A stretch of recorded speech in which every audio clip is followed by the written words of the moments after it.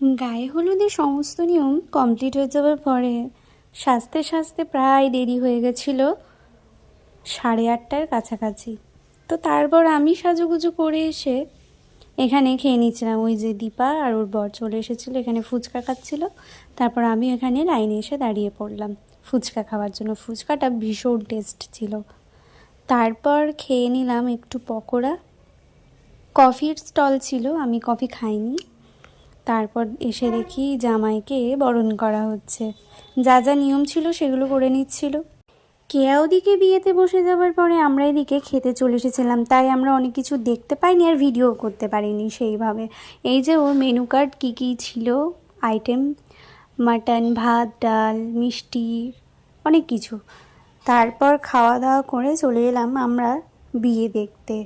আমি কিছু কিছু আইটেম স্কিপ করেছি, খাইনি। এসে দেখি বউ লুকালুকির খেলা চলছে এখানে। তারপর কেয়া ওখানে বিয়ের নিয়মে বসে পড়েছিল সিঁদুর দান হবে বলে। আর এই যে আমি একটাও নিজের ছবি ভালো তুলতেই পারিনি। এখানে সিঁদুর দান হয়ে গেল, কি মিষ্টি লাগছে না মুখটা। সিঁদুর পরলে মেয়েদের মুখটা কেমন পাল্টে যায়, তাই না? কি মিষ্টি লাগছিল ওকে। সিঁদুর দান হয়ে যাবার পরে ওরা ফটোশ্যুট করে, তারপর খাওয়া দাওয়া করে এই যে নাচ করে, নাচ করার পর বাসর রাত জাগি। তারপরের দিনই ছিল বিদায়।